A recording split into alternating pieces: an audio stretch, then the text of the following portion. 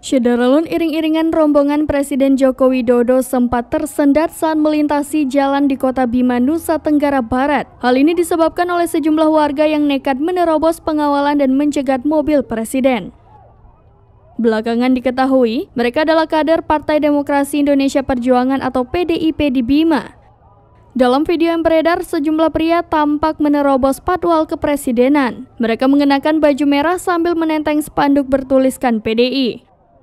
Aksi itu kemudian diikuti sejumlah warga lainnya sehingga membuat mobil presiden terhenti. Namun, situasi tersebut tak berlangsung lama karena langsung direspons aparat.